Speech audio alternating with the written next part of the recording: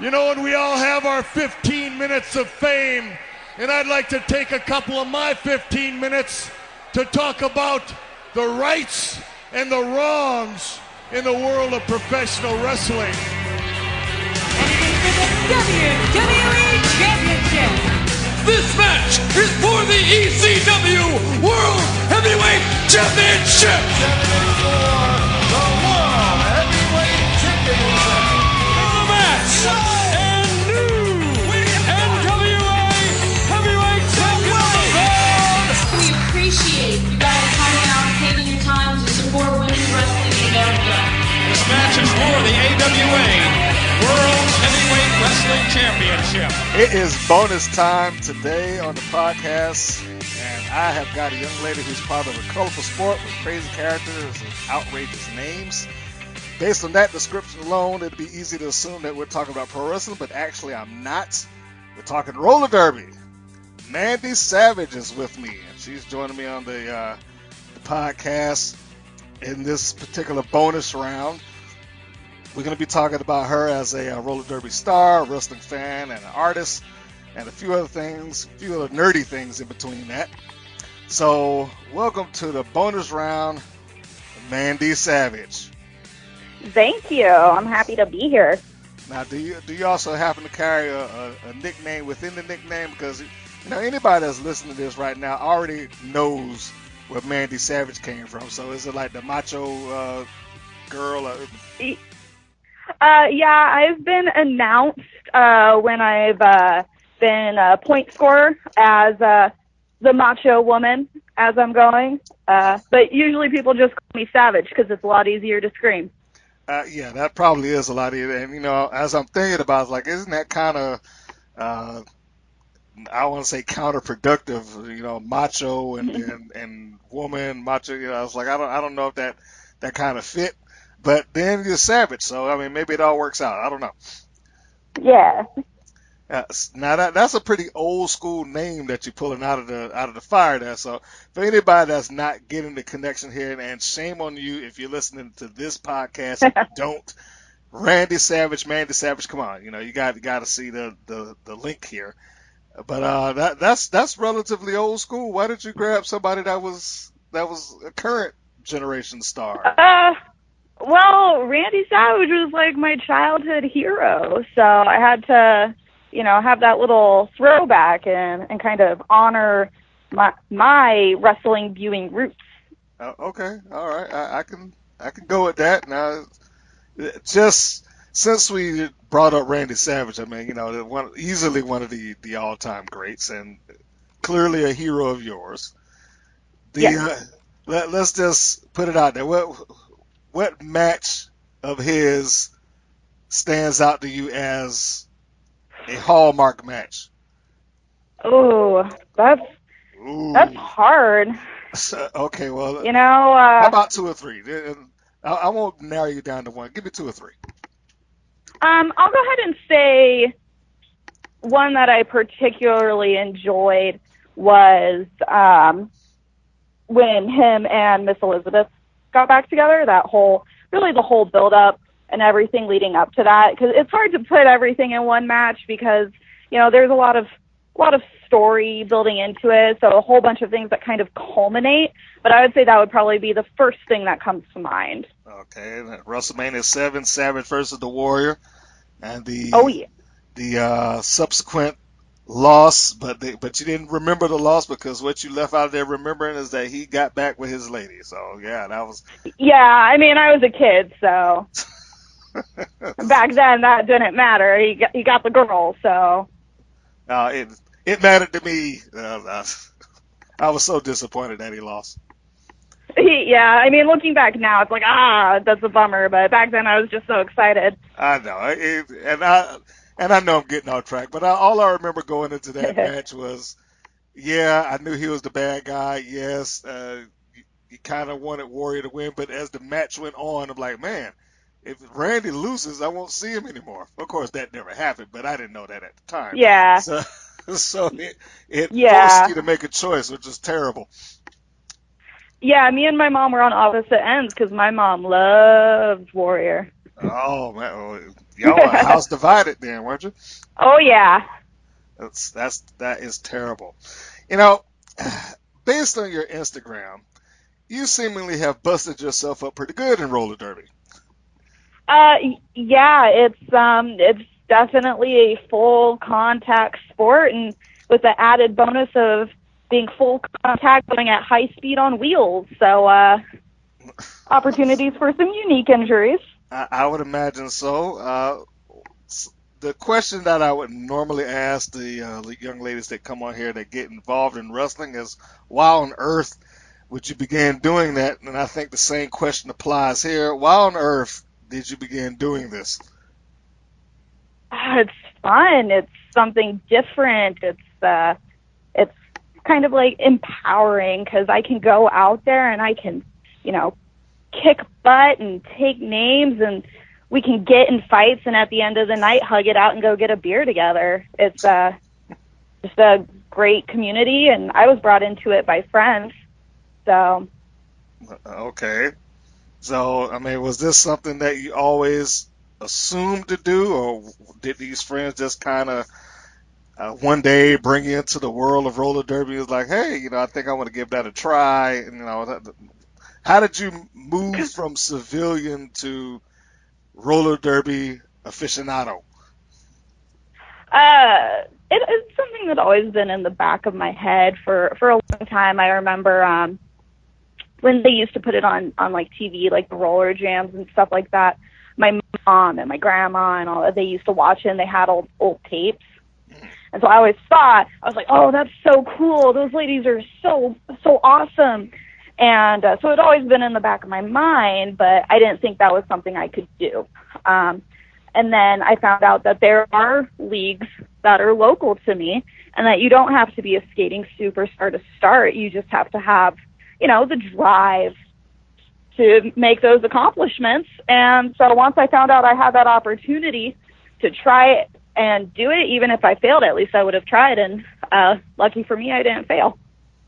Yeah, I would imagine so. That seems like a very unique blend of athleticism / showmanship, which sounds very much like a pro wrestling description. Yes. So the parallels here. Let's talk about some of the parallels between roller derby and pro wrestling. What, in your mind, are the unique elements that exist between both sides of the fence? They're not, I would say they're both not traditionally physical, because there is an air of showmanship to both. Because your focus is always going to be in being safe and, doing things effectively and efficiently. But at the same time, you've got to keep in mind there are people watching you to be entertained. And so that's kind of a unique aspect that you have to keep in mind that you don't in a lot of other sports, because there's just so much more up close and personal. Okay. Now, you brought up a little bit earlier that part of why you got into this was the TV show Roller Jam. And I know some of those wrestling listeners out there remember Roller Jam, because Roller Jam was the lead-in for ECW was the lead-in for Roller Jam. Yep. And and Roller Jam kind of took a lot of flack for that, especially from ECW. They didn't necessarily like it. They started referring to it as rock and roll and all that stuff like that. But Roller Jam was a very, if you can go more sports entertaining, I guess, if that's a word. Oh, yeah. They were far more in the sports entertainment realm than the live roller derby that I have gone to on the occasions that I have. It was a lot more TV. It was storylines, and there was the evil owner and all that stuff like that. Any of that stuff come into play in what you're doing now? I mean, granted, it may not be for television. Not to that level. Not to that level. Okay. No, I mean, for most leagues, the vast majority, we're a serious sport, and we do want to be taken seriously. There is real athleticism and real skill and real training that goes into it. So a lot of the super gimmicky stuff, most places don't do anymore. There are more hardcore leagues where there are no rules and fights can break out and people can kind of cheat and it's all etiquette.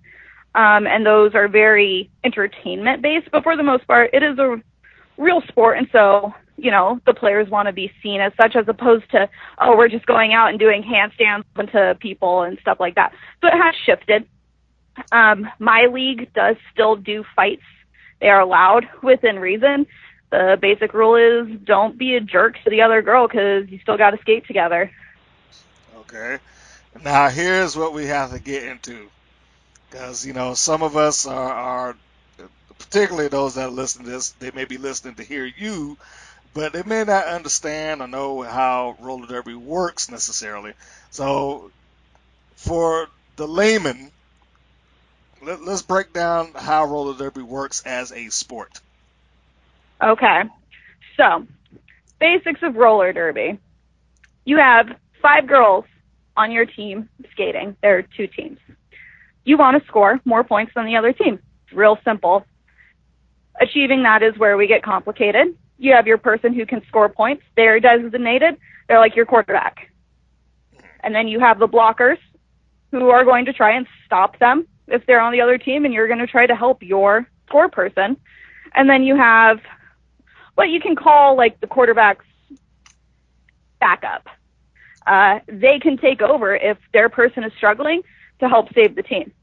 The goal to score points is you want whoever your score person who is able to get out past everyone to pass as many people on the other team as possible. The more people you pass, the more points you score. Okay, so every person that he passes, he or she, you will get another point. Yep, and you have to fully pass them. That's where a lot of the hitting comes in, because they may get right up next to you, but if you knock them out, they didn't pass you, and now you earn a point. So that's where a lot of the contact comes in, is trying to stop that person from scoring or to stop them from even getting out in the first place to score. Okay. Is there a time limit attached to this? Yes. It depends what kind of rules that you play. There are 2 in derby, for the most part. There is WIFTA, which is a flat track rule set. Those are 2 minutes for each jam, which is what I suppose you could call play. And then there's another rule set, which is 1 minute and 30. So they're pretty short, but you're expending a lot of energy in a short amount of time. So it's really about having proper time management and really strategizing, because you have such a small window. Well, I would imagine it does exert a lot of energy, especially when you're flying by people that's firing knees and elbows at you. So. Oh, yeah. Well, I'm assuming particularly elbows would be the weapon of choice, for lack of a better term. You're not supposed to throw elbows because it can get dangerous. I can tell you I had practice last night and I got elbowed in the throat twice. Oh. Yeah, we try to be respectful of the elbows because everyone likes not having broken noses. So that is something you can be penalized for. The same idea as in wrestling. There are certain things that you can't do. You'll get disqualified. In derby, if you do certain things like throw an elbow or, hit someone in the face with your forearm or purposefully trip someone because they can break their ankle, you can be penalized. And if you get enough penalties, you'll be disqualified and kicked out. Okay, now for the rest of the game. Now you've just brought in the wrestling parallel again. Now, clearly, yes, there are a lot of things that in pro wrestling are perceived, or no, I shouldn't even say perceived. They're illegal, but that's illegal with a wink and a nod. That hey, I got to count of 5, ref, to break this choke, or yeah, I'm not supposed to be outside the ring, but I got till 10, or yeah, I'm not supposed to poke you in the eye, but you didn't catch me when I did it, so did it really happen? Those type of things. So is there a little bit of, okay, I know I'm not supposed to toss this elbow, but you know what? Screw it. Bam. Yeah, that definitely happens sometimes. A lot of people follow the rule of, well, if the ref didn't see it, it didn't happen. But, again, we do have refs, and we have multiple refs. there's a good chance they're going to see it. But in terms of when everyone's packed in real tight together, a lot of that stuff can happen. Okay, so let's break this into wrestling terminology. If you're going to Okay. classify Mandy Savage, heel or babyface? Me, I am a babyface. You're a babyface. Okay. I'm a babyface. All right. Okay. I'll go with you on that. I'm not going to disagree. Yes. You say you're babyface, then that means you are playing by the rules. I'm playing by the rules. I don't get penalties. I may coax other people into committing penalties against me so that they have to leave the track, and that helps my team. But I don't commit the penalties. It's not my fault if they throw an elbow at me just because I coaxed it out of them. Okay. So now, are you sure that sounds like the hint of some heelism there when you said I coaxed it out of them? Well, maybe baby face isn't the term that we should go for me. Okay. Little more in between, I guess. I mean, I'm just saying it wasn't but like a month ago we were seeing the Miz say, "Hey man, if you hit me, you disqualified and I keep the belt. So hit me, come on," stuff like that. That sounds well, like. I mean, I don't make them do it. I don't pick up their arm and make them elbow me. They should be paying closer attention. Just because I may be getting past them and they don't want me to get past them and they get frustrated and they throw their elbow out, that's on them. Indeed. I think that I'm starting to understand why exactly you watch wrestling. It sounds like you're using some of these strategies that are going on the network to help you win some games. I mean, you're not breaking out steel chairs out there too, right? No, but sometimes we do crash into them. Okay. Not crash into is that should I put air quotations around sometimes when I crash into them? I mean, are you trying to encourage these things to happen? Are you slipping the foot out there? No, sometimes someone hits you real hard and you go flying and you fly 30 feet and you end up in the bleachers or taking out a couple chairs. I know I've definitely very roughly and quickly encountered bleachers before, so. Okay. Well, that doesn't sound pleasant at all. Yeah, but you get back up and you keep skating. Does the league /owner/promoter, because I don't know which one to classify this under, encourage their players to play it up for the crowd? Yes. In our league, we definitely do. Some don't. Some are just purely super athletic. They have, goals of going to nationals and things like that, and that's great. They're very skilled girls. But my particular league, we like to have fun, and so for ours, we like to do fun things to engage the crowd, make them find players that they really like or players that they hate and kind of play up to that and entertain everyone. Like, they're there. We want to give them a good show. Okay. What is exactly the end game when you are in a league of roller derby? I mean, we understand football, you're going for the Super Bowl. We understand in wrestling, going to WrestleMania. What's the end game here? We have most leagues, and it depends on if you compete against other leagues or other teams and things like that. But for the most part, there are going to be championship matches.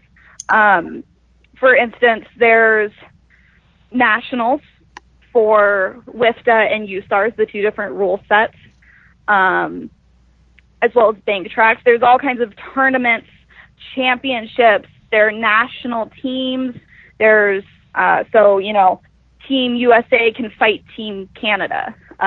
So that's kind of the ultimate goal is for a lot of girls is to be able to get to that level where they can be nationally ranked. Okay. Now, I have to go back into the parallels here. We've heard your name, Mandy Savage. And again, anybody that's listening here will understand where that stems from. But just give me a few of the names of the individuals that you run with so that they can so that the listeners can really get an understanding of the personas that you are surrounded by. Yeah, we've got on my league we have a Lego My Skate Ho. We have Captain Horgan, and her jersey number is 21 and up. Okay. We have Catastrophic. Lots of them are going to be puns or play on words. I see. We have, let's see, a Wednesday Bottoms. For those who follow the Addams family, yes. Yep, that's definitely what she's going for. We have Glorious Disaster. We have Addie Postal, Annie Social, stuff like that. Again, colorful names, colorful characters, and I'm going to assume that most of them play it up. Now, just to jump backwards here, the young lady with the 21 and up number. Yeah. Are you allowed just to make up your own number when you join the league like that? If it's not taken, you can use whatever you want, really. And 21 and up qualifies. We made an exception for it because it's funny. Well, it is. It is very funny. I'm sure that lends itself to a certain amount of questions from maybe the male folk that's out there in the crowd, Yeah.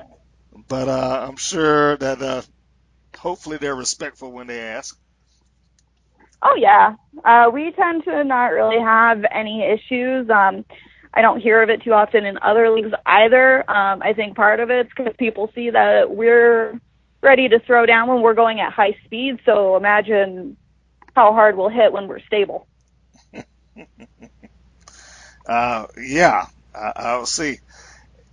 You know, I would imagine that as a fan of wrestling and having gone into what is a pretty physical sport, has a lot of parallels to it and so on and so forth, have you ever considered pro wrestling? I have, actually. It's something that I'm pretty heavily considering, like going to school for here in probably the next year. Okay, so if you're considering the schools, I'm going to also assume that you've at least come up with a couple of wrestling schools or academies and so on and so forth.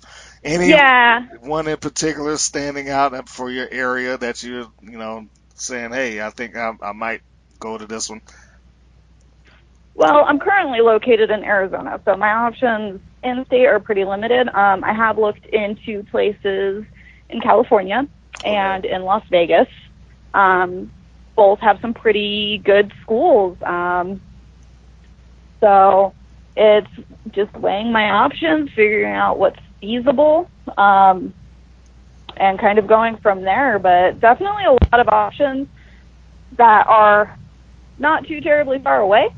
So kind of in that narrowing down process really between Vegas and LA. If you are going to do this and you make the jump into the wrestling ring, are you going to proceed as a two-sport star? Yes. So roller derby will not cease. You will just continue to do both. Yep. Are you going to adjust your name in the wrestling? I mean, again, this is hypothetical because I don't know neither one of us know to happen within the next year. But do you perceive yourself as changing your name also, or are you going to try to walk in there as Mandy Savage? I would continue to keep my derby name what it is. I would probably not go by Mandy Savage. I'd probably keep Mandy, and been weighing my options for what I would change Savage to. Okay. There's a list. You actually have a list already.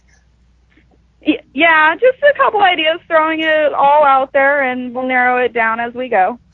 You come off as a pretty creative person. I like to think so.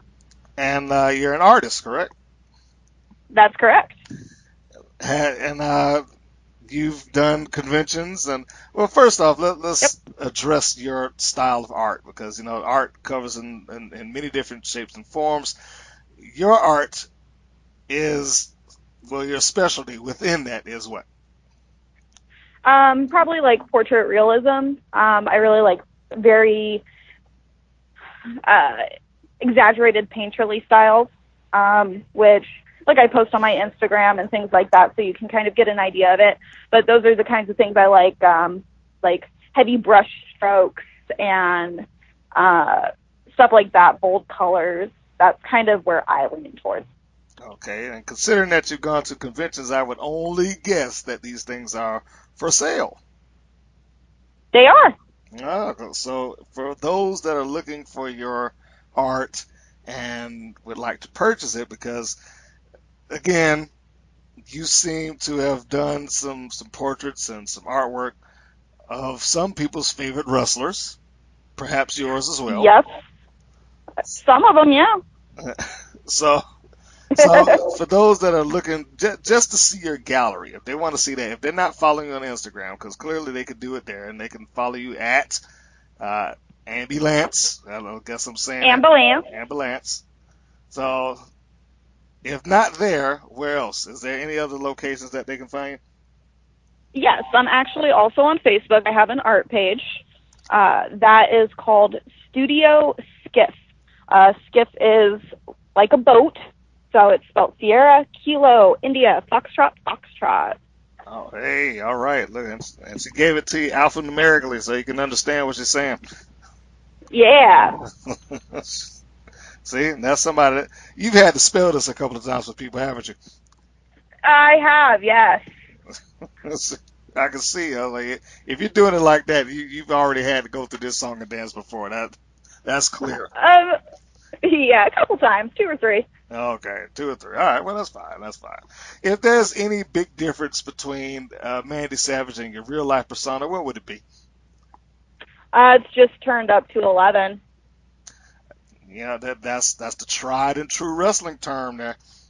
Yeah. Turn it up a notch. It's just me without any restraints. That's kind of scary, isn't it? It's liberating. It's liberating. Okay. It might be scary for others. Okay. Are there any games of yours that exist online, YouTube or Vimeo or wherever, that people can watch you in action? That's actually something that we have in progress right now that we're going to be working on. We do post clips and photos from our bouts on our Facebook page that people can check out, and we're working on getting those videos put up on YouTube and on Facebook. Okay, so now let's cover the Facebook then. So for anybody who has any level of curiosity, where can they find it on Facebook? We are the Arizona Roller Girls, and Roller Girls is all one word. All right, the Arizona Roller Girls.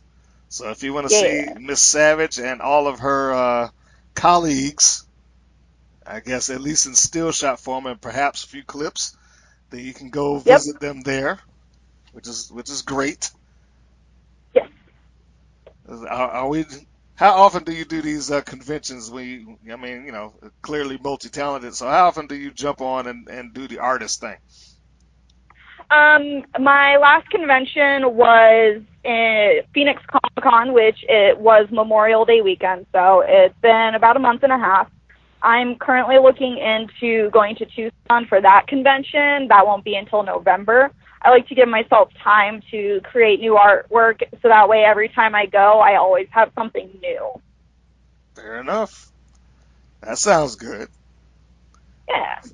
Yes. I mean, you don't have like a box of stuff that's just ready to rock and roll right now. Oh yeah, no, I've got plenty of stuff right now that's ready to go, but I like to have something new every time, because a lot of people do go to multiple conventions, so it's always kind of nice if they're there. They're like, oh, look, she's got a couple new things. What's your next piece of art that you're working on? So right now, I have a couple that are in progress. They're all wrestling related. So Surprise, surprise. I had started on a Bailey that I did not get the chance to finish before Phoenix Comic-Con, so that one is in progress. And then a couple others that I'm hoping to finish in time with Sasha Banks. Now that the Hardys are back, I'd really like to get something with them as well. And then just a couple other things that are just still kind of in the idea stage, rough sketches that still need a bit of fine-tuning. Okay. What is up with Bailey right now? I don't even know, and it's upsetting.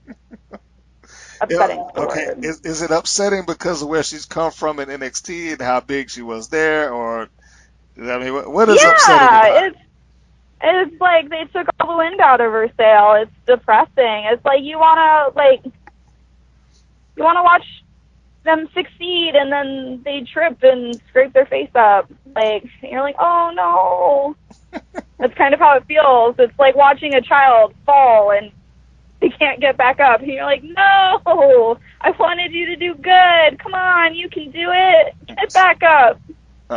Well, yeah. Well, how many people have legitimately come out of NXT and just smoothly done well in your recollection? Because if we're going to go off of that, we're going to say Bailey she didn't make the transition, or at least isn't so far. Yeah. And it's difficult to say as in terms of the other women who have come up because, first off, they all got put into stables, so that kind of stifled their individual rise for quite a while. That was stupid. I mean, it was stupid. I mean, Enzo and they messed that up and stifled the creativity and broke them apart. They had a pretty solid run going. Yeah. They started hot, which was good. And then, of course, just all the people who came up who got injured. Like, it's like a curse. Well, okay. We'll ask this question also, as a wrestling fan. There is a statement that the WWE has gone out and essentially acquired a bunch of indie talent to kind of fill out the roster of NXT, especially when NXT was really hot like a year or so ago. If you were going to put your finger on how many people actually walk through that place, A, as an independent star, meaning they already been trained and they came up and they're doing okay, or B, looking at people who were only trained at NXT, like I've walked in off the street, I'm learning wrestling right here at the Performance Center. If you're going to grade how well the Performance Center has turned out people on their own, not people who came in already ready to rock, but if you're going to turn that grade in for, those who only learned there, who wrestled basically 90% of their career at Performance Center and WWE, what's the grade? I'd give them like a B+. B+? Wow, that's high. B+. Yeah, it's pretty generous, but I mean, you also have to. I'm taking into consideration a lot of the people who come in are already very athletic with other backgrounds, so trying to take that into consideration. I think for a lot of them, there's been a lot who have maybe not super excelled in the ring, but who are great on the mic, and so that's kind of weighing on it too. So I'm not looking just at pure wrestling ability. So, well, bless your heart. If I was looking at pure wrestling ability, it would probably get marked a little bit lower. Well, I don't know. I guess that's depending on what curve you're putting, like you said, what you're grading. Yeah. My grades tend to vary on the side of how many people have come through there and been legitimately successful, and in NXT is one thing, and then when they get put up to the main roster, are they still maintaining that steam? Most of the people I think that have gone up from Performance Center to main roster and been well, I have seen already wrestle on the independents or something like that. It's Sasha Banks, Yeah. with Charlotte being the exception, and she's probably just a genetic Yeah. freak. Yeah, with Becky Yeah, Lynch. it's a pretty good nickname that they gave her for that. I mean, Second nature. when you look at it, yeah. Yeah, she's about as good as you get. But everybody else, I mean, other than Roman Reigns, and they kind of. Yeah. I mean, there's not a lot. No, not in my view anyway. But what are you gonna say? Yeah, Yeah. I'm sure the Performance Center feels like they're cranking them out left and right. Yeah. I mean, look at Mojo Rawley. Anyway, Yeah. well, hey, he's one of their guys. Yeah, exactly. If you were going, It's kind of a mixed bag. it is. It is a very mixed bag. I mean, again, if you're going to base it off of their careers in NXT, you might be sorely disappointed to see, like, what's got Tyler Breeze. If you liked him in NXT, what he's doing right now may not be for you. Yeah, exactly. There's a lot of change in that transition. So, I mean, sometimes it works out, sometimes it doesn't. I mean, I think for him, what he's doing now is working for right now, but it took a long time to get there. Yeah, got to give him credit. He and Fandango are making the best out of it, because they certainly weren't doing anything before that. Yeah, so I mean, at least they're doing that, and it's entertaining, and people like it, which is, I mean, that's what you want when you're a wrestler. You want people to like what you're doing, and rather than just being bored. Well, maybe the Ascension can get some of that rub too.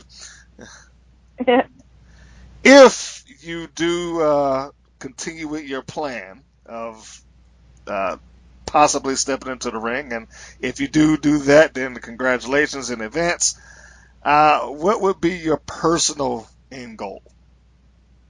Would you be looking to get to the Performance Center? Yeah, that's something I wanted to do when I was a kid. And again, same thing like Derby. It was just something that was always in the back of my head. It was, oh, that's so cool, but I could never do that.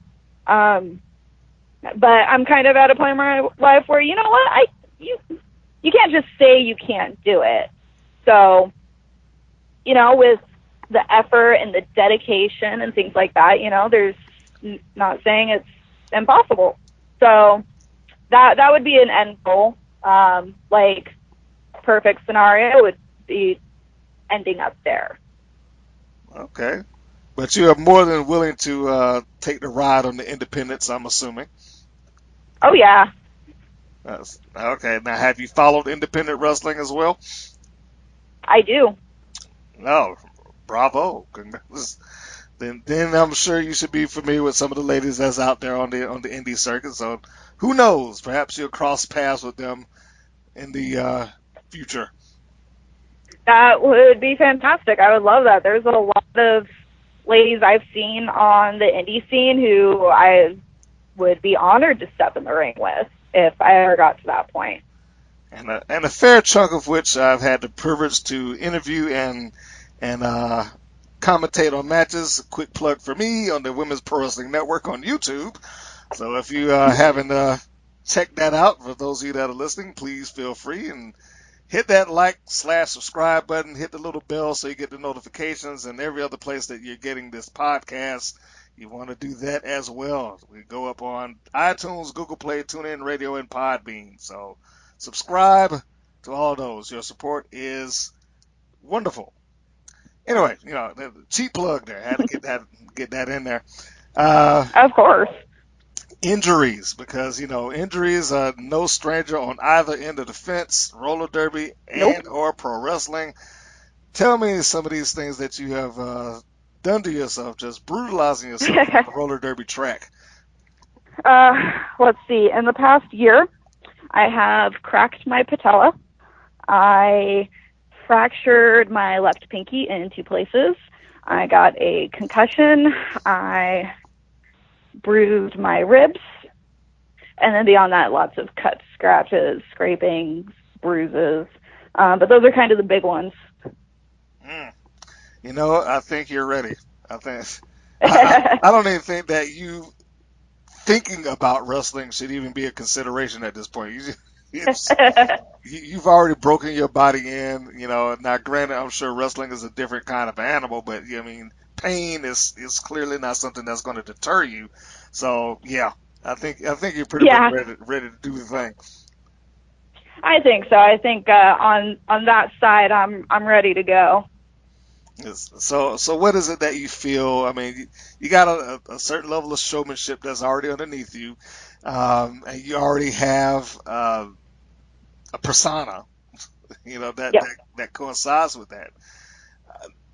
Now there is a young lady that has the roller derby gimmick out on the scene. I forget her name, Rosario Derby, I think. Yeah, I've heard of her. I haven't seen a whole lot, but I have heard of her. So you know, now that's one of the things that goes on in the wrestling thing. You really try not to to produce the exact same thing. Yeah. So would you be wanting to come in as another roller derby girl? I mean, because it is legitimate. It's not like you're making it up. But would you think, okay, you know what, maybe I need to start this from scratch? Because like I said earlier, you're a pretty creative person. You might come up with something entirely different.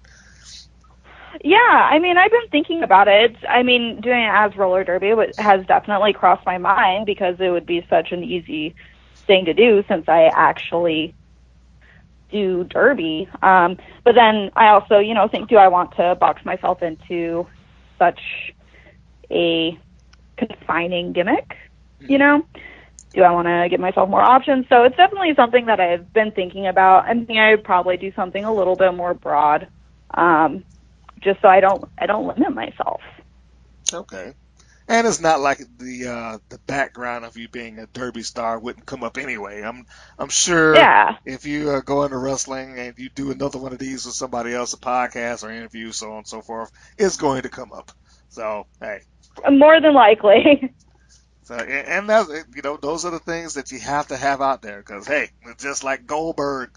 It wasn't like he ran around in a football helmet, but we all knew he played football in the past. Yeah, exactly. So that works. And Brock, UFC guy, mixed martial arts, works for him. Speaking of Brock, exactly. did you enjoy Great Balls of Fire aside from the stupid name? Yeah, the name was stupid. I mean, I had its highs and lows, but that match I was okay with. I wasn't super big on the finish just because it felt like it came out of nowhere, which has kind of been something that you see a lot recently in some of the pay-per-views. You're like, oh, okay, it's done now. But beyond that, it was fun, which is really all I can ask for. Yeah, I guess that's. I just went, oh, it's done. Okay, that was the 3 count. Never mind. We're still going. I was hoping it was still going. I was so pulling for Samoa Joe, but Yeah, me too. So that's why I was like, no. Okay. But I will say the following night he did get it all back. He's a good talker. He's probably a better talker than most people gave him credit for. And he does come off as somebody who can legitimately step in the ring with Brock and give him a threat. Exactly. That's what I like. He has that air of legitimacy, which is something that's been lacking in a lot of the previous Brock fights. So that was one thing I really enjoyed. Is like, these two can definitely go. And I will. I get nothing out of saying this. So for anybody that's thinking I've worked for some wrestling promotion, I do not. But I will say, if anybody's looking for a Samoa Joe match with another MMA artist, the first confrontation he had with Bobby Lashley, I forget which Bound for Glory it is, probably a little bit of a better match, certainly longer. but Yeah. but the anticipation behind Brock and Joe was much better than that one. But if you're looking for a technically better match, probably Joe and Lashley. Yeah, I would agree with that, definitely. So yes, those things can't beat that. I just hope that he gets to come back and he gets to show a little bit more the next go round. Yeah. Yeah, maybe win that title. Anyway. Yeah. It's time for random questions. I have another segment here that I'd like to push towards because I am going to assume that you haven't gone to conventions and being an artist and the creative outlets that you have, that you probably got some nerdy trivia built down into your psyche somewhere. I like to think so. Is that a fair thing? Okay, good. I would say so. All right, this is the portion of the show that we like to call Random Questions. And for you, we're going to be Random Questions Nerd Edition. Ooh, exciting. So this is going to cover a few extra things here. So, Mandy, are you ready? I think so. Well, here we go. First off, we'll start off smooth before we get into any bigger questions. Did you see Wonder Woman? I did. Thoughts? I loved it. You loved Wonder Woman. Any particular reason why? Because the entirety of the DC universe has caught a lot of flack, and yeah, that's because the rest of the DC universe has sucked. Sorry. This one actually had like a well-driven story. Everyone felt actually fleshed out. At least in my opinion, Wonder Woman was not perfect. She had flaws, which was nice to see in, your main character. And I enjoyed the story. I enjoyed the fight scenes. Just everything about it felt like a nice reset from everything else we'd seen in the DC universe. So I definitely enjoyed it. Fantastic. Give me the name of the... Well, let's start. This is from an animated series, so let me narrow that down. Give me the name of the supergroup that stood in opposition of the Super Friends, a.k.a. the Justice League. The name of the group that stood in opposition? Like, are you talking like in the comics? No. This is the cartoon. Oh, the cartoon. Okay. Yeah, the Challenge of the Super Friends. But the name is pretty, iconic at this stage of the game. I think 13 villains in all, led by Lex Luthor. Oh, geez, I haven't watched that in forever. Well, that's why I bring these things up, so they can be hard. It's like, oh my gosh, it's been so long. Now, I'm relatively sure if I say it, you're going to be like, ah! So I'm gonna give it a moment. Yeah, let's think about this, because it's the cartoon. That's right. It is the cartoon. Is it the recent cartoon, or like the old? Old, okay. Yes.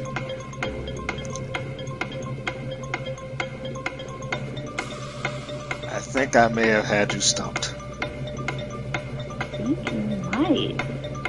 Gosh, wasn't it? Oh, no. Because I keep thinking Legion of Doom, but I don't think that's right.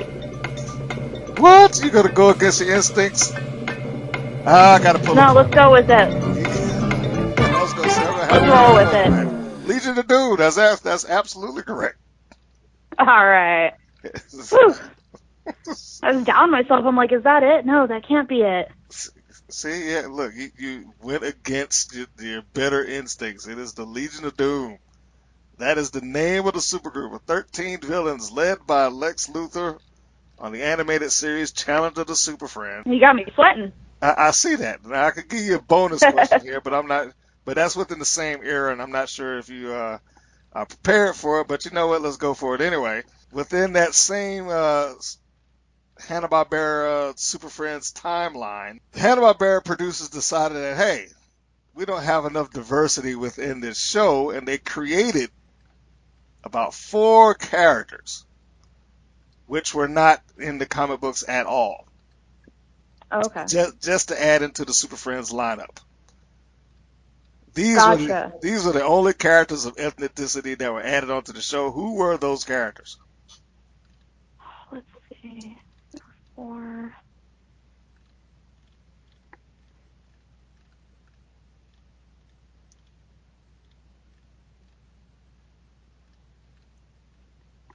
Let's see. 'Cause there's the main ones.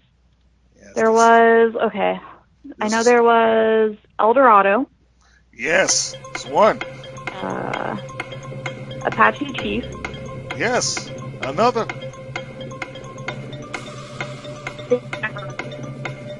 Okay, I need you to repeat it. You broke up on me for there. Samurai. Yep, that's the third.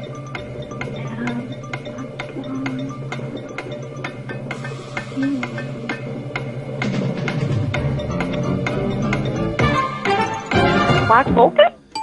Yes!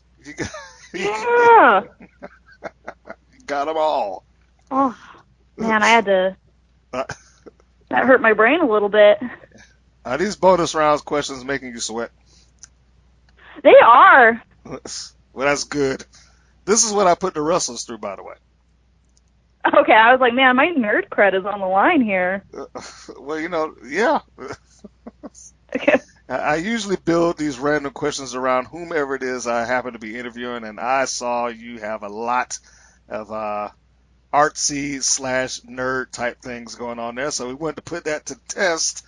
This one is for the late Adam West, who passed, about 2 weeks or so. Has it been that long? But as of this recording, it's been we'll say about 2 weeks by now. Okay. On that show, Batman, 1966, there are a couple of things that made its way into the how can I say, the mythos of Batman. Yes, it was a very campy television show, but there were a couple of things that were done on there that were not done preceding that, such as, I don't know if I want to give that one up necessarily, because then I wouldn't have anything to make you guess. But one of the female characters, her entire look was kind of built around that because they didn't like the way that the way the character was drawn, and I'm trying to keep away from saying any names. But who was the character who got her look from the television show Batman? The character on Batman, like they changed her look for the show, right? They changed her look for the show, but ever since Wasn't then, it Catwoman? It was Catwoman. The bodysuit originates from the television show. Yep. Oh, I felt good about that one. I was like, wait, this is what you mean. I know this one. Yeah, I see that. You answered that right off. How many Catwomen were involved in that show? Oh, geez. Like how many women played Catwoman? Yes. Let's see. So if we include the movie, then that was a different person. But first Catwoman, and then we had, because I know Eartha Kitt was a Catwoman at one point. It's definitely 2. I'm going to say there were 3, but I'm not super confident about that. Well, you are correct. Oh, yeah! There were 3. Julie Newmar took the first, and she was the original. Eartha Kitt took over the role of Catwoman in the final season because Newmar was busy filming McKenna's Gold, and Newmar was not available for the Batman movie because she wasn't aware of the Batman movie. She wasn't told about it. so they replaced her with Lee Merriweather. Oh, okay, there we go. I was like, I know Eartha Kitt, and I know she took over, so I was like, I'm pretty sure it's 3. You are absolutely correct. So you're doing well. Yay! There's a sitcom dad who is the voice of the cartoon Shredder, the character Shredder on Teenage Mutant Ninja Turtles, and he's also a famous dad. Who is he? The cartoon Shredder, right? Yes, and I will take the character name if you can't remember the actor. Let's see. Okay, I know this one too. It's so hard because I can think of his voice. Yeah, Shredder.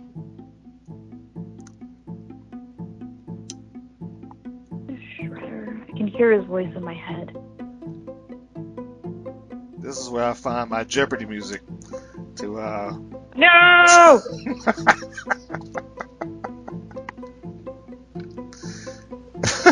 Oh man, what is his name? We'll widen up the search here. Name of character or the actor or the show.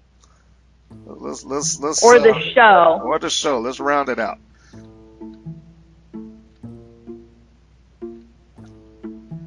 Oh, man.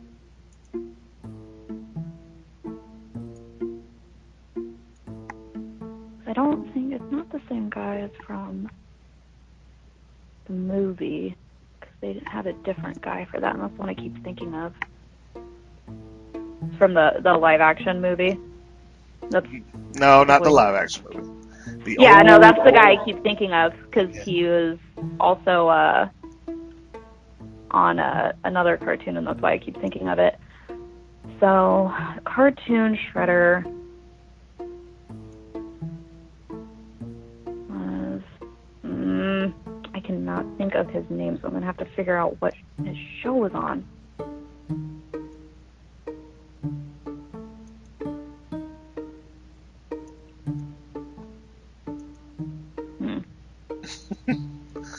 It appears that there may be one that got you stumped.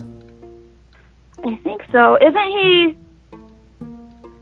No. I got it. I can't think of his name, but it's Uncle Phil. That's correct. Okay. Listen at you. Yeah, you are correct. Uncle Phil was the voice of the cartoon character, the Shredder. James Avery. James Avery, that's it. Oh man, rest in peace, Uncle Phil. Yeah. Side note, he was also the voice of the Junkyard Dog on Hulk Hogan's Rock and Wrestling. Oh, hey, I did not know that. Well, now you got some extra nerd knowledge to add to your database. There we go. Yeah, see, I just popping it in there, just give you an extra push. There we go. So there lies the wrestling tie-in, if we want to add that back in there. It all connects. That's right, it all connects. Did we see Spider-Man Homecoming yet? Yes. 2 days ago, actually. Okay, thoughts on that? I liked it. It was fun. It wasn't unnecessarily dark and moody and angsty. All in all, pretty good. Did not need another Spider-Man origin story, so it was kind of nice to just jump right into he's Spider-Man. So yeah, it was definitely fun. I'd see it again. Fair enough. All right, I can go with that. Who makes better animated movies, DC or Marvel? Animated? DC, I think, actually. They need to bring that game over to their live-action movies, because, like, the Arkham movie that they made was great. It was fantastic. Is that what you wanted out of Suicide Squad? That's what you wanted? That's what I wanted out of Suicide Squad, and instead I got that, which was not good. What was the problem with Suicide Squad? A lot. Give me something. Come on, Mandy Savage. You can be savage on it. Give me something. What was wrong? Everything about the Joker and Harley was a load of crap. He was a pimp. What's that? A gangster? He didn't have eyebrows. Like, what's that about? There was very little story, the interaction between the characters was so forced. Like, you could just tell there was no chemistry between anyone, and the story just kind of fell apart in multiple points. There were so many holes that while I was sitting there, I was like, really? You're making it really hard for me to suspend my disbelief. So, just all in all, it didn't draw me in. There was nothing really compelling about it. At the end, I left, and I went, okay, well, I guess that was my afternoon. Well, for those that are listening, we got some extra bonus stuff here. Not only did I get into the random questions nerd edition, but we got some random review nerd edition also. So, I mean, you can't beat that. I mean, I may have to clip this stuff out just on its own, just as a quick little side note here, because that's good stuff. Now, Mr. Green will add his 2 cents into that. I think the biggest issue I walked into Suicide Squad with was the marketing of it. That kind of offset me more than anything else. I was willing to forgive a lot of things in that movie, but I hated that they built it around the Joker. He was in there for maybe 10 minutes. I know. It was super misleading marketing. Like, yeah, he's going to be great as a Joker. Like, what did he do? He just showed up and left. Yep. Oh, boy. Like, oh, okay. Just had to get that out. Name an occupation that you hope never to have to do. Oh, boy. Bank teller, because I used to have to do that. Oops. Oh. So apparently you've escaped it and you don't want to go back. Yeah. What's the greatest movie based around time travel? Ooh, Bill and Ted's Excellent Adventure. Okay, now there's no right answer there. I just, I have to get the variety here. So Bill and Ted's Excellent Adventure is your pick. Mm-hmm. For my personal favorite. Your personal favorite. Did that require a part 2? No. Didn't? No. It's fine on its own. It is fine on its own. Unnecessary sequels. Oh, boy. Recently or? All time. So many that there's just no reason for it. Well, let's see. Let's sweeten the pot here. Nope, I've got it. It ties back into wrestling too. Okay. The Condemned 2, the one with Randy Orton. I got that. You did? Okay. Uh-huh. It was a package deal, so. Oh, okay. So it just came along with something else. Yeah. Hopefully the other thing was good. It was like the 3 recent WWE films. So it was like 12 Rounds Lockdown, the one with Dean Ambrose, the Countdown one, the one with Ziggler, and then Condemned 2 with Orton. And that one was definitely the worst of the 3, and it's a sequel, so that's my answer. Well, I guess Countdown was okay for what it was. It was dumb, but it was okay. That's why you have to add the prefaces. Okay for what it was. Yeah, that's how I felt about the other ones. I'm like, you know what? 12 Rounds was trying to be Die Hard in a police station, and I love Die Hard, so I was like, this is fun. Countdown, I was like, this is fun for what it is. It's silly and kind of campy, but whatever. Condemned 2, I was bored and on my phone within like 20 minutes. I did see 12 Rounds with Ambrose in there, and I guess the only thing that I really had, because I saw some interviews with him preceding that, it's like, hey man, basically saying that the acting wasn't that hard. It's like, dude, you had maybe 20 lines in this entire movie. Yeah. It's like, of course the acting wasn't that hard. Everybody else was carrying the weight.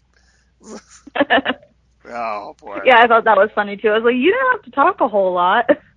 Just run around like 1 round left. I was like, okay. If you can't remember that, then there's something wrong with you.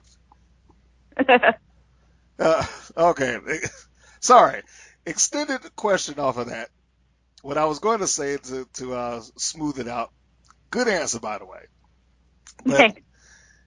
I have a folder on my Facebook which I call terrible movie sequels. Okay. So I want you to give me. We're not going to go unnecessary, but now we're just going to go terrible movie sequels. Sequels that just shouldn't have been made under any circumstances whatsoever. So give me 3 movies that you're aware of that they should have never, ever, ever even thought to make this. I'll start you off to give you an idea what I'm talking about. Son of Damask is a movie that should have never been made. Yeah. I'm going to agree with that. That was just, Jamie Kennedy just needed a paycheck. Well, I don't blame him. It's not his fault. Yeah, I mean, hey, man, it's not your fault. Gotta do what you gotta do. That's kind of how I feel about a lot of Adam Sandler movies. I'm like, oh, you wanted to go on a vacation, so you made this not so great movie. Okay. That's right. Netflix is willing to pay, so I'm going to take the check. Yeah. So let's see. So that should give you the bar here. Bad. I mean, just bad. Yeah, there you go. Just bad movies. Mystery Science Theater 3000 type bad sequels. That's what we're going for. Okay. So the worst of the worst. The worst of the worst. Don't make no sense. Recast the movie entirely. The chemistry's not the same. Whatever. Okay. Let's see. What was the name of it? There was, I keep thinking of my favorite sequel, and that's just completely throwing me off. What would that be? Bad Boys 2. Oh, well, I love that. I mean, it was unnecessary, but it wasn't bad. Yeah. It's like every other summer blockbuster. They overdid it with the explosions and all that other stuff, but yeah, and I'm fine with that. Let me sidebar here for the summer blockbuster thing. I'm fine with that. Once I know going into the movie that this is what they're giving me, I don't give them flack about it. I can't get on Michael Bay because at least he was honest enough to tell the world, I know who my audience is. I'm playing this for teenage boys who like girls and explosions and guns. Yeah. In that vein, I will say, all of the Transformers sequels, including the one that's coming out, and I haven't seen it, he needs to stop, and he needs to make Bad Boys 3. Well, that would be nice. And I'm sure Martin Lawrence would agree with you. Yeah. So I'm going to put all of those out there. There's, so I don't know if everyone knows this movie, but there's this movie called Birdemic that was like a sci-fi original movie, and it's really bad. Ugh. But it's funny, it's like killer birds. But it's like put in with clip art, and it was just really bad. They made a sequel that's even worse, which I didn't know was possible, so that's on the list. Birdemic 2. There's a Birdemic 2? Yes. How could you make a sequel to that? The first one was terrible. The first one was terrible, but it became, everyone watched it because it was so bad. So they're like, oh, well, we'll just ride this train.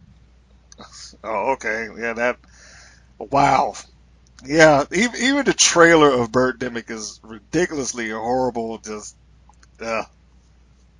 it's the type of stuff that your 10 minutes kid of should it. make. My third pick, because I'm lumping all of the Transformers into one. It's all just one big train of bad. So we've got that. There's Birdemic 2, and then let's see. Let's go with one that I sat down and watched all the way through rather than just stopping. Which there was the Home Alone sequels. Where we started with that? From 2 or? 2 wasn't bad. From 3 on, at that point, stop abandoning your child. At this point, I think they're just trying to collect the insurance on him. Stop abandoning your child. We have to find creative and clever ways to leave him at home. Yeah. I forgot again. Oh, American. Oh, John breaks in, or sure hope he doesn't get lost in New York. Like, Yeah, Fortunately for him, that the people he was up against was just a pack of idiots, so he didn't suffer any real major damage. Yeah. So we have the entire Transformers sequel list, Home Alone 3 on up, and did you give me Birdemic 2, which I didn't even think I didn't even know existed, which is just terrible. That's awful to even hear that. Yep, it exists. I would give honorable mention to Jaws: The Revenge, Superman: Quest for Peace, Dumb and Dumberer. Oh yeah, no, that was bad. Oh, you know what? I have to make an amendment. I saw Zoolander 2, and it was not good. It wasn't. Actually, I was physically uncomfortable at certain points. Because it was so, like, I wanted to get up and walk out because I'm like, oh, this is so bad that, like, it's secondhand embarrassment that I'm sitting here watching this. That's not good. And it was not good. That may be the first time I've heard anybody mention anything about that movie. It was. We saw it because we thought it'd, like, be a cool nostalgia, but it tried way too hard to tap into the magic of the first one. And then it's also really weird, awkward jokes that just didn't really gel. So the whole thing was just not good. Yeah, they probably, I didn't watch it, but just give it.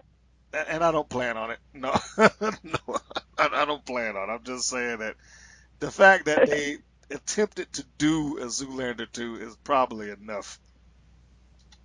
Yeah. Oh, that's ridiculous. Okay, so we got ourselves a nice list of just awfulness that got kind of tossed in there, and Mandy Savage has tossed in an amendment with Zoolander 2, which I agree shouldn't have ever been made. But that's sort of the whole purpose of the list at large here. Mr. Green's personal list has several of these things. I mean, and a lot of them for various reasons for those that are listening. And I know that veers greatly off of the rest of the thing, but hey, it's my podcast, and this is the random portion of it anyway. For those of you who are those movie buffs and you'd like to hear those things like that, Teen Wolf 2, which should have never been done. Crank 2, which is absurd. I don't know how they even thought to do that after he fell down hundreds of feet or whatever it was. Supergirl, the movie, not the television show. Mortal Kombat Annihilation. I already mentioned The Mask 2, Son of the Mask. Jaws I had on there simply because I don't know how a shark would even want revenge on somebody, much less be able to follow a family of 4 to the Bahamas. Get plain information. They should have just gave him a gun and let him walk out onto the beach at that point. Weekend at Bernie's too. I mean, I think that guy should have been decomposed by then. So yeah, it is just a lot of stuff that was added in there. Just all sorts of ridiculousness that I thought that if anybody could appreciate that, Mandy Savage could appreciate that because it's all of that good nerd goodness. Top 3 animated series of all time. Go. Now, this is your personal list. Now, of course, we're going to leave that out there that there's no particular genre that you have to stick to, like, action or or kid or, stuff like that. Just it's your personal preferences as, hey, I like this. And this is some of the best stuff I've ever seen. The original run of Scooby-Doo, like from the 70s. Okay.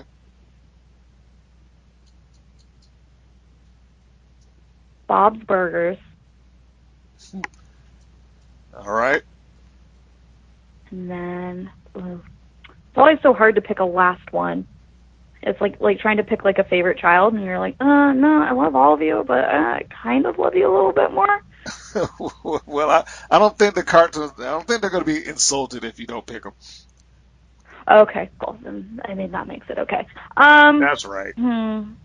Just go and watch the ones that you didn't name later, so they'll all feel loved. There you go. Then everyone's happy. I would say probably. Oh man, that's hard. Mandy Savage may be stumped again. Space Ghost Coast to Coast. Space Ghost. Yeah. Okay. Does that qualify? Well, I guess they only had minimal live action stuff that was in there, so. Yeah, it was pretty limited, but if we're going pure cartoon, I'll say Dragon Ball. Not Dragon Ball Z, Dragon Ball. Okay. All right. You went the anime route. Yep. Well, then I remember watching it when I was a kid, and it was so cool. And it still holds up when you watch it now. Indeed. It does hold up. I know several people who just will never get enough of it. Yeah. Or the franchise in general, I guess, because now it's just a huge franchise. Yeah, there's like 8 different. Yeah, there's more stuff than I'll ever be able to keep up with. Yeah. I have enough things to keep up with now. There's too much TV and cartoons and so on, wrestling. There's all of that. I mean, yeah. I never thought I would be at a point where there's just far too much content to consume. I know, it's crazy. Fantasy booking. I have another leg of this that must be touched on, which is called fantasy booking. This is where I would normally have the wrestlers tell me what it is that they would book for themselves, storyline, angle, so on and so forth. Yours is a little bit different because you're not in the pro wrestling world as of yet, but you certainly are a fan. You're already in the sports entertainment genre. Yes. So we're going to just lay out a little bit of a story here, and I want you to pick it up. We're going to say your fantasy booking for Mandy Savage entering the world of pro wrestling. Oh. On the indie scene. Oh. Interesting. So if you were going to give you're throwing me a curveball. Well, that's what this stuff is for. I mean, you were doing good with the nerd stuff and all that, so you know that was fun. So we got to give you another leg of creativity to kind of touch on. I know if I were to start wrestling, Yes. I'd want to be a heel. That's for certain. All right. I'd have to say, how would I book my debut to indie wrestling? Indeed.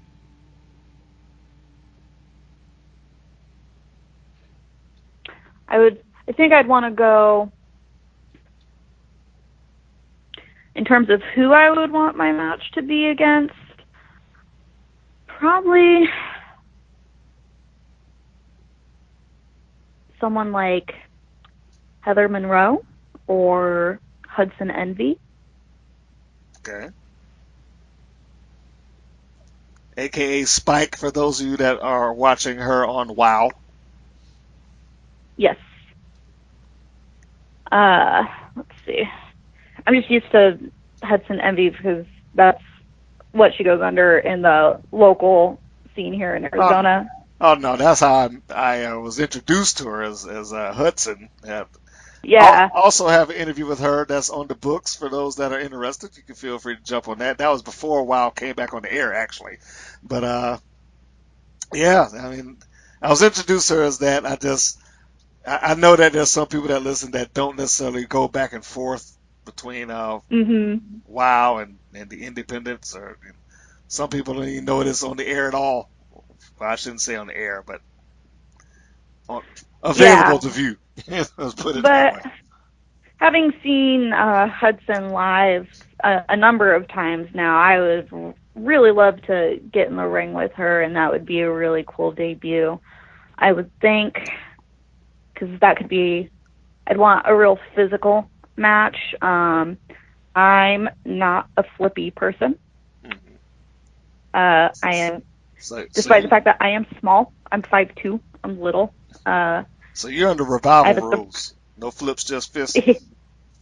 Yeah, and that's kind of how I go at Derby as well. So it's very much, I'm small, but I'm very, like, compact, so there's a lot of power.